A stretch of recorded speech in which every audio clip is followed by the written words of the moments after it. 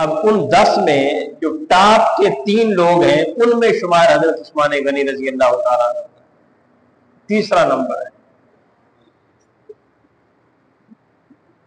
آپ حضور نبی مکرم صلی اللہ علیہ وسلم سے 6 سال چھوٹے تھے۔ نبی مکرم کے ساتھ آپ کا رشتہ یہ ہے کہ حضور کی پھوپھی آپ کی نانی تھی۔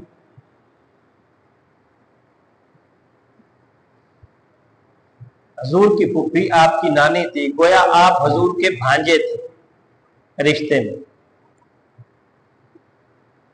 بنو امیہ قریش کی ایک شاخ ہے، اس کے ساتھ آپ کا نسبی تعلق تھا۔ صاحب حیثیت تھے، صاحب مال تھے۔ عرب میں جو لوگ پڑھے لکھے لوگ تھے ان میں آپ کا شمار ہوتا تھا۔ آپ کے دور میں 17 پڑھے لکھے لوگ تھے، ان میں ایک نام حضرت عثمان غنی کا بھی تھا۔ اسلام سے پہلے آپ کی نیک فطرت کی وجہ سے، اچھی اخلاق کی وجہ سے، اچھے کردار کی وجہ سے قریش آپ کو پیار کرتے تھے، اور آپ کا پیار ضرب اور مثل بن گیا تھا۔ خواتین جب اپنے بچوں کو لوریاں دیتی اور اپنے بچوں کے ساتھ محبت کا اظہار کرتی تو ایک جملہ بولا کرتی تھی، کہتی بیٹا میں آپ سے اتنا پیار کرتی ہوں جتنا قریش عثمان سے پیار کرتے ہیں۔ اور آپ کے انہی اخلاق اور آپ کے کردار اور آپ کی حیثیت و اہمیت کی وجہ سے میرے نبی مکرم صلی اللہ علیہ وآلہ وسلم نے اپنی بیٹی کا رشتہ دیا، پھر جب ان کا انتقال ہوا پھر دوسری بیٹی کا رشتہ دیا، جب 9 ہجری میں ان کا انتقال ہوا پھر حضور نے ایک جملہ بولا، اور یہ کائنات میں کسی نبی نے، میں نہیں سمجھتا کہ کسی کے لیے بولا ہو، یہ اعزاز اور یہ انفرادیت بھی عثمان غنی کی ہے۔ آپ نے فرمایا اگر میرے یہاں 40 بیٹیاں ہوتی تو یکے بعد دیگرے ان کے نکاح میں دیتا رہتا۔ حدیث پاک ہے، مسند احمد بن حنبل کی روایت ہے، میرے آقا علیہ الصلوۃ والسلام نے فرمایا، حضرت عبداللہ بن مسعود سے مروی، کہ جس طرح رزق اور مال تقسیم ہوتا ہے، اللہ رزق اور مال کی تقسیم کرتا ہے، اسی طرح اللہ اخلاق کی بھی تقسیم کرتا ہے۔ اخلاق بھی تقسیم ہوتا ہے۔ اور حضور نے فرمایا، یہ سیدہ رقیہ جو آپ کی زوجہ محترمہ ہیں ان سے مروی روایت ہے، وہ فرماتی ہیں کہ میرے نبی مکرم نے فرمایا، میرے بابا جان نے کہا فرمایا کہ عثمان کی تعظیم کرنا، یہ باپ بیٹی کو ہدایت دے رہے ہیں، سمجھا رہے ہیں، میرا بیٹا عثمان کی تعظیم کرنا، ان کے اخلاق میرے اخلاق سے مشابہت رکھتے ہیں، یہ اخلاق میں میرے مشابہ ہے، اس کی تعظیم کرنا۔ تو یہ عزت، یہ عظمت، یہ رفت شان جو آپ کو نصیب ہوئی، اس میں آپ کے اخلاق کا بہت بڑا کردار ہے۔ اور قرآن نے صحابہ کی عظمت کا ذکر یوں کیا، فرمایا محمد الرسول اللہ صلی اللہ علیہ وسلم، محمد اللہ کے رسول ہے۔ سورہ فتح آیت نمبر 29، والذین معہ، اور جو ان کے ساتھی ہیں، جو ان کے صحابہ ہیں۔ اب صحابہ کا تعارف کروایا اللہ نے، فرمایا ان کی پہلی شان یہ ہے کہ اشداء علی الکفار، وہ اسلام کے دشمنوں کے مقابلے میں بڑے سخت ہیں۔ یہ پہلی خوبی، یعنی ٹاپ پہ رکھی اللہ جل مجدہ نے۔ یہ بہت بڑی خوبی ہے کہ اسلام کے دشمن سے دشمنی کرنا، اسلام کے دشمن سے دشمنی کرنا، یہ صحابہ کی سنت ہے، میرے نبی کی سنت ہے، اور اللہ نے اس خوبی کو سب سے اوپر رکھا۔ بدقسمتی ہماری کہ ہم اس خوبی سے منحرف ہو گئے، ہم نے اس خوبی کو خوبی سمجھا ہی نہیں۔ بہت افسوس کی بات ہے، 20 لاکھ کے قریب حاجی حج کر رہے تھے، وہاں ان کو توفیق نہیں ہوئی، اللہ قبول کرے، لیکن جب خطبہ حج دیا جا رہا تھا تو صرف دعا نہیں، وہاں یہ کمٹمنٹ ہوتی، وہاں عہد ہوتا کہ ہم فلسطین کے مسلمانوں کی عملاً مدد کریں گے، دعا کے طور پر نہیں، عملاً مدد کریں گے۔ اور 20 لاکھ کے اجتماع میں اس عہد کا نہ ہونا یہ بہت بڑی بدقسمتی ہے امت مسلمہ کی۔ اگر 20-22 لاکھ کا مجمع یہ پیغام دیتا عالم کفر کو کہ باز آؤ ورنہ ہم تمہیں نہیں چھوڑیں گے، اور وہاں یہ موٹیویشن ملتی کہ اپنے اپنے ملکوں میں جا کر اپنی حکومتوں پر دباؤ ڈالو، تمہارا حج اس وقت تک قبول نہیں ہوگا جب تک مظلوم ظلم کی چکی میں پس رہا ہوگا۔ یہ اسلام کا اصل چہرہ نہیں بتایا جا رہا۔ اسلام ساری چیزوں کو لے کر چلتا ہے، وہاں جہاد کو حج سے دور رکھ دیا، حالانکہ یہ دونوں اکٹھی تھیں، ایک دوسرے کے ساتھ لازم۔ نبی مکرم صلی اللہ علیہ وسلم نے زندگی میں صرف ایک حج کیا، باقی جہاد ہی کرتے رہے میرے حضور، اور اس نبی کے پیروکار ایک سے زیادہ حج کرنے پر فخر کرتے ہیں۔ الحاج لکھنا اپنے نام کے ساتھ یہ اعزاز کی بات سمجھتے ہیں۔ حضور نے تو زندگی میں ایک حج کیا،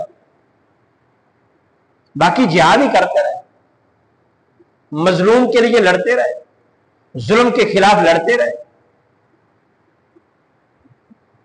ظلم کی چکی میں پسی ہوئی عوام کے لیے لڑتے رہے، اللہ کے دین کی سربلندی کے لیے لڑتے رہے حضور۔ تو اصل جو خوبی ہے وہ یہ ہے کہ اسلام کے دشمنوں کے خلاف سخت ہونا۔ جو خدا کا نہیں ہے تمہارا اس کے ساتھ کیا تعلق ہے؟ جو مصطفیٰ کا نہیں ہے تمہاری محبت اس کے ساتھ کیا ہے؟ جو انسانیت کا دشمن ہے اس کے ساتھ تم کیا تعلق رکھنا چاہتے ہو؟ تو فرمایا یہ صحابہ کی یہ تعریف ہے کہ اشداء علی الکفار، وہ کافروں کے لیے بڑے سخت ہیں۔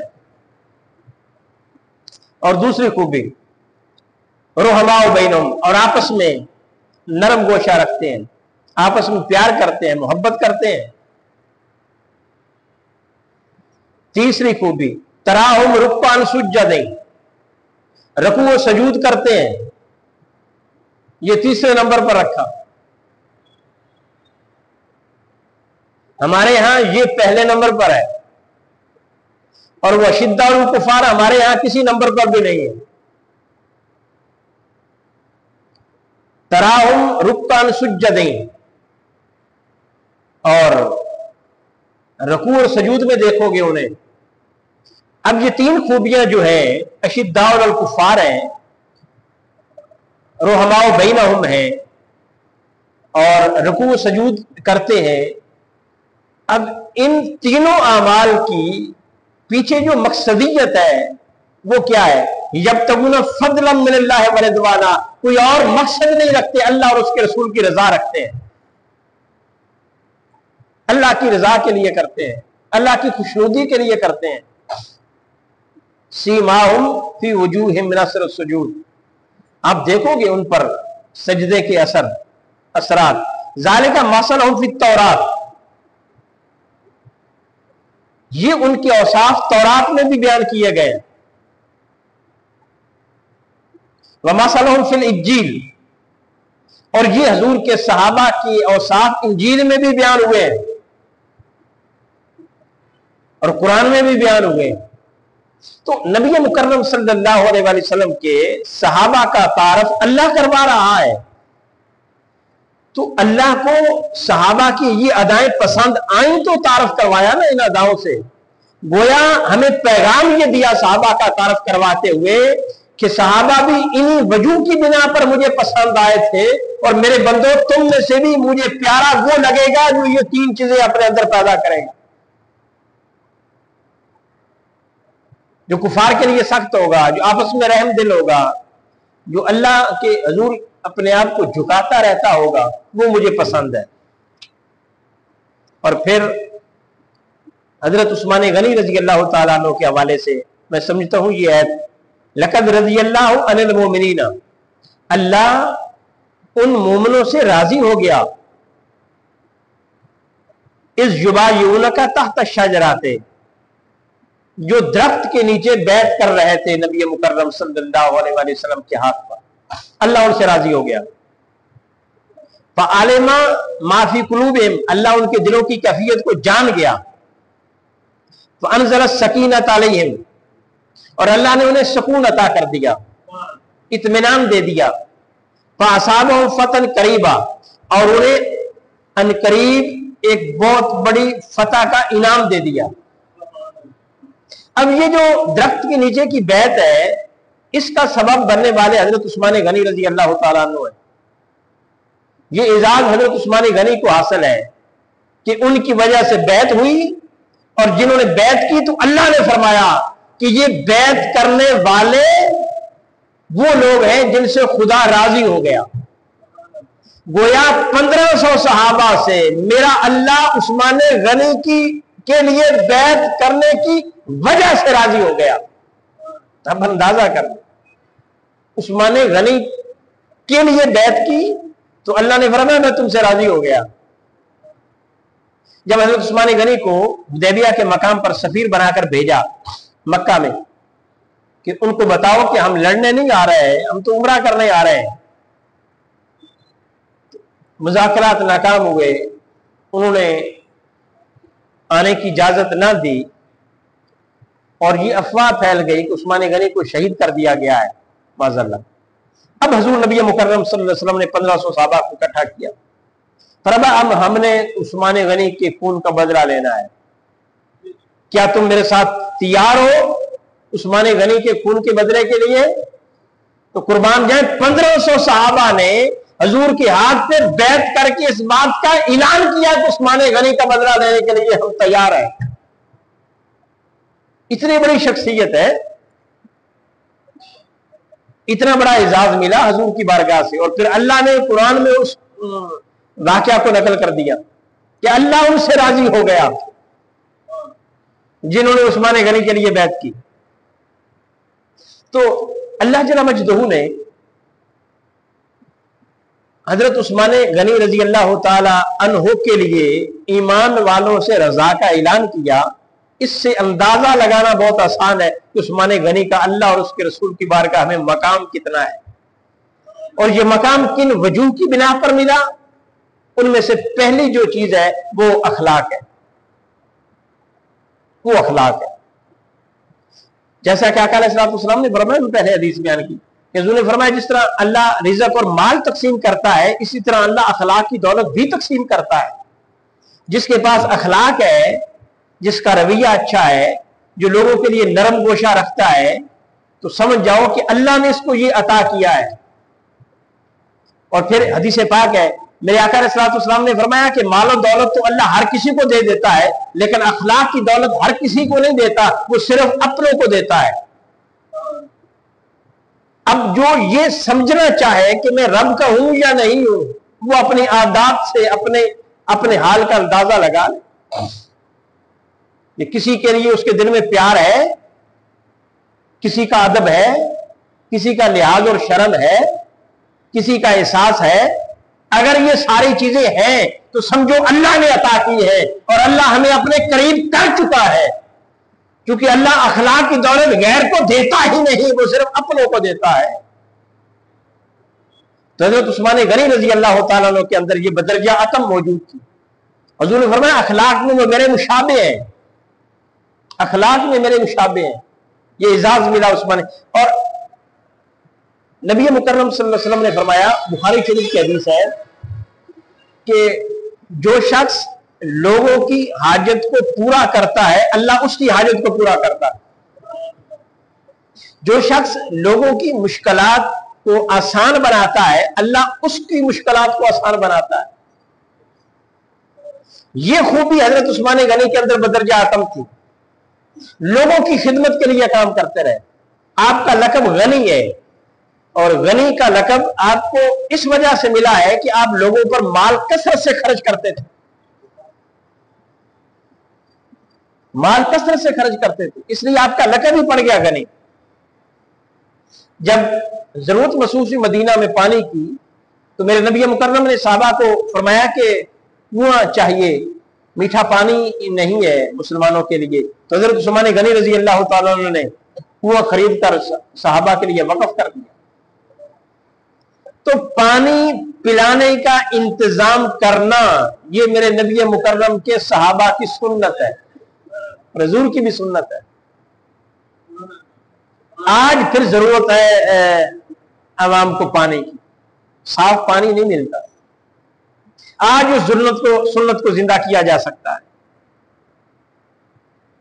اور یاد رکھ لے، جو سنت معدوم ہو جائے لوگ اس پر عمل کرنا چھوڑ دیں، جس سنت پر لوگ عمل کرنا چھوڑ دیں، اس سنت کو جب اپنایا جائے اور اس کو زندہ کیا جائے اور اس کو رواج دیا جائے تو میرے آقا نے فرمایا 100 شہید سے بھی زیادہ ثواب ملتا ہے۔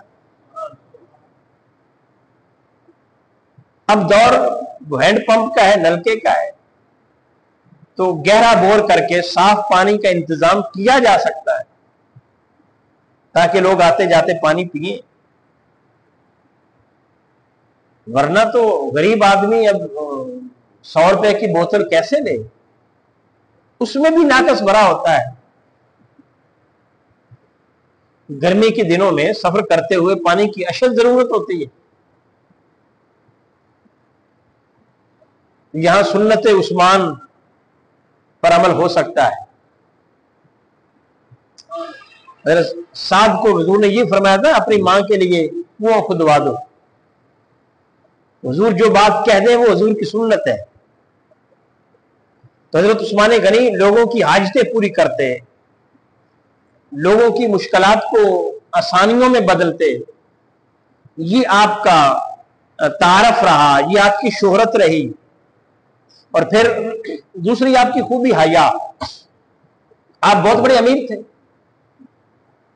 جب آپ خلیفہ بنے تھے تو اس وقت سب سے زیادہ اونٹ عرب میں اور بکریاں آپ کے پاس تھیں، امیر تھی۔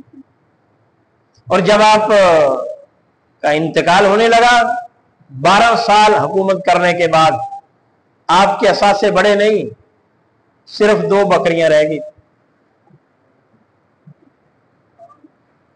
جب خلیفہ بنے تھے تو امیر تھے، جب خلافت اختتام کو پہنچی تو غریب تھے۔ اب خلفائے راشدین کا نظام بپا کرنے کا اعلان ہم بھی کرتے ہیں، آرزو ہم بھی رکھتے ہیں، ان کی سیاست کو اپنانا اور ان کے نقش قدم پر چلنا یہ ہمارا مشن ہونا چاہیے، لیکن ہم اس کے برعکس ہیں۔ ہم جب سیاست میں آتے ہیں تو پلے کخ نہیں ہوتا، اور 2 4 سال 5 7 10 سال کے بعد پھر امیر ترین بن جاتے۔ یہ المیہ ہے۔ سیاست عثمان غنی کو رواج دینا چاہیے اس حوالے سے۔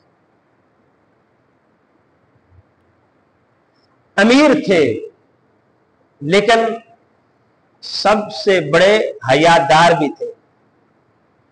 ہمارے یہاں یہ چلتا ہے کہ جو غریب ہوتا ہے حیا کی قدروں کو نظر میں رکھتا ہے۔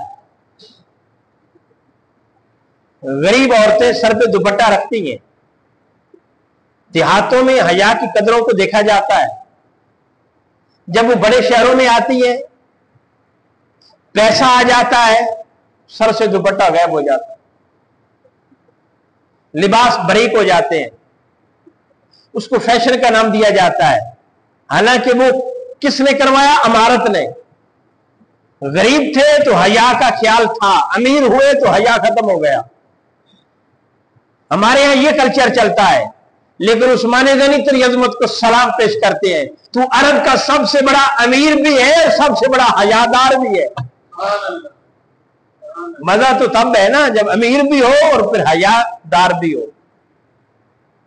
اور اتنے بڑے باحیا کہ میرے حضور بھی آپ سے حیا فرماتے ہیں، اور حضور نے فرمایا فرشتے بھی حیا کرتے ہیں، اللہ کے فرشتے عثمان غنی سے حیا کرتے ہیں۔ جب وہ مشہور روایت ہے سیدہ عائشہ صدیقہ رضی اللہ تعالیٰ عنہ سے مروی کہ حضور بیت الکلب بیٹھے ہوئے تھے، پنڈلی سے کپڑا ہٹا ہوا تھا، تو شیخین آئے حضرت ابو بکر صدیق اور فاروق اعظم، تو آپ اسی بیت الکلفی میں لیٹے رہے۔ جب عثمان غنی آئے تو آپ نے فوراً پنڈلی پر کپڑا ڈالا، تو سیدہ عائشہ صدیقہ رضی اللہ تعالیٰ عنہ پوچھتی ہیں اے اللہ کے رسول، پہلے بھی 2 لوگ آئے تھے، آپ بیت الکلفی میں بیٹھے رہے، عثمان غنی کے آنے پہ آپ نے اپنے آپ کو کیوں بدلا؟ فرمایا میں عثمان سے حیا کیوں نہ کروں، خدا کے فرشتے بھی ان سے حیا کرتے ہیں۔ میرے آقا علیہ الصلوۃ والسلام نے فرمایا ہر دین کی پہچان ہوتی ہے، کوئی نہ کوئی علامت ہوتی ہے، پہچان ہوتی ہے۔ فرمایا اسلام کے دین کی پہچان حیا ہے۔ یعنی آپ جاننا چاہیں نا کہ یہ مسلمان ہے تو اس کی پہچان کیا ہے، تو مسلمان کی پہچان حیا ہے، اس کی علامت حیا ہے۔ اگر حیا نہیں ہے تو اسلام کے ساتھ کیا تعلق؟ تو ڈھونگ ہے۔ الحیاء من الایمان، میرے نبی مکرم نے فرمایا حیا تو ایمان کا حصہ ہے، لیکن ہم مسلمان ہیں، ہمارا کلچر حیا پر مبنی نہیں ہے، معذرت کے ساتھ مسلمان ہیں لیکن ہماری پہچان حیا والی نہیں ہے۔ دن بدن بے حیائی کی طرف بڑھتے چلے جا رہے ہیں، بڑھتے چلے جا رہے ہیں، اور اس کو ترقی اور فیشن کا نام دیے جا رہے ہیں، حالانکہ اس ترقی میں تو یہ رکاوٹ ہے۔ ہم سمجھتے ہیں کہ اس کے ساتھ ہم ترقی کر لیں گے، کبھی نہیں۔ جتنے بھی بے حیا ہو گئے ترقی نہیں کر سکتے۔ اسلام سے دور ہوتے چلے جائیں گے تو ترقی ہوگی، سوال ہی پیدا نہیں۔ تو ہم اپنی پہچان کیوں کھوئے؟ حیا مسلمان کی پہچان ہے، مسلمان کو اپنی پہچان نہیں کھونی چاہیے، اس کی قدر کرنی چاہیے۔ اور تیسری خوبی جو سب سے نمایاں حضرت عثمان غنی رضی اللہ تعالیٰ عنہ کے اندر تھی وہ سخاوت کی، اب بلند بھی بیان تھا۔ میرے آقا علیہ الصلوۃ والسلام نے فرمایا کہ البخیل عدو اللہ ولو کان عابدا، بخیل خدا کا دشمن ہے اگرچہ عبادت گزاری کیوں نہ ہو۔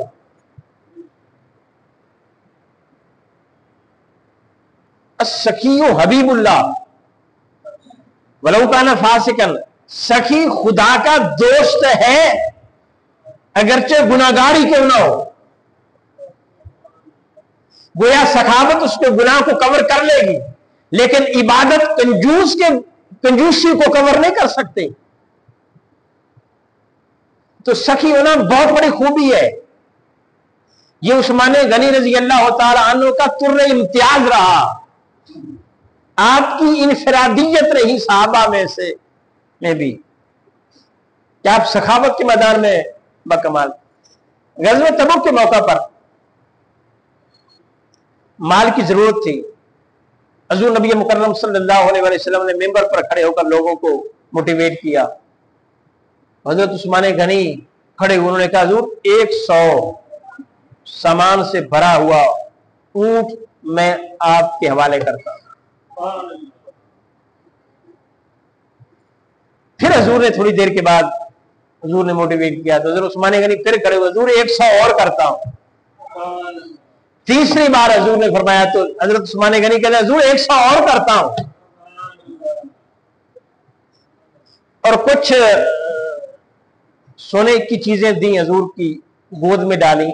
تو روایت میں آتا ہے، اب مقام دیکھیے عثمان غنی کا، روایت میں آتا ہے کہ میرے نبی ان کو ہاتھ میں ٹٹول رہے تھے اور خوش ہو رہے تھے اور کہہ رہے تھے باری تعالیٰ اگر آج کے بعد عثمان سے کوئی غلطی بھی ہو جائے تو باز پرس نہ فرمانا، باز پرس نہ فرمانا، درگزر فرمانا۔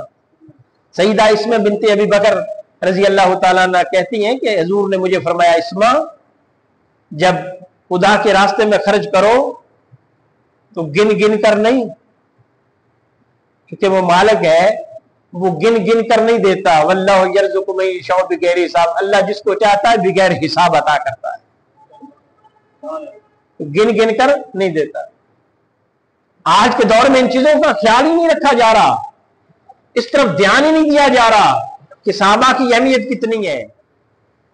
सहाबा के दौर में भी ऐसे लोग थे जिन्होंने सहाबियत का लिबादा उड़ा हुआ था और अंदर से मुनाफिक थे। हम उनकी बात नहीं करते। गजवा बदर, गजवा उहद में 1000 गए थे, 300 वापस आ गए थे।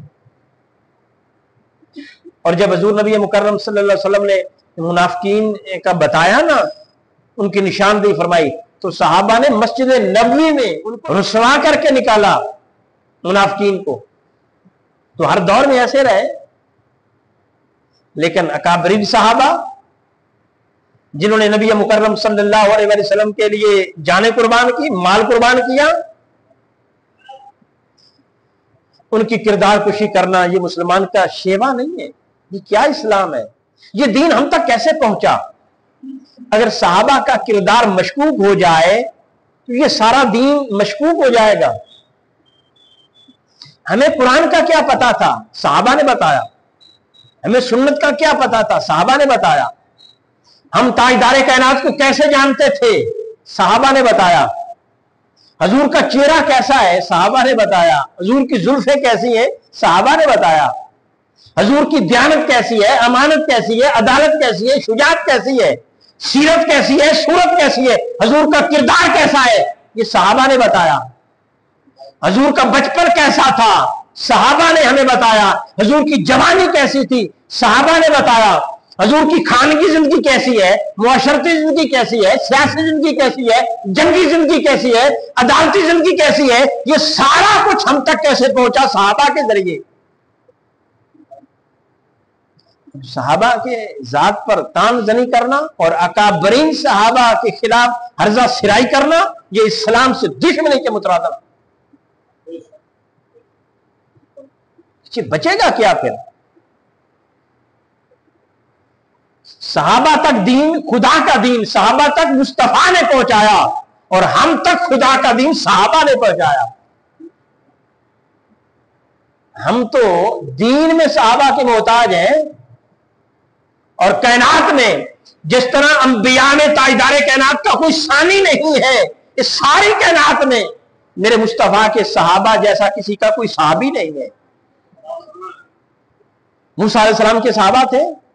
जब आपने फरमाया कि लड़ना है दुश्मन से, उन्होंने वाज़ेह जवाब दे दिया। कुरान उस बात की गवाही देता है कि आप और आपका रब जाकर लड़े।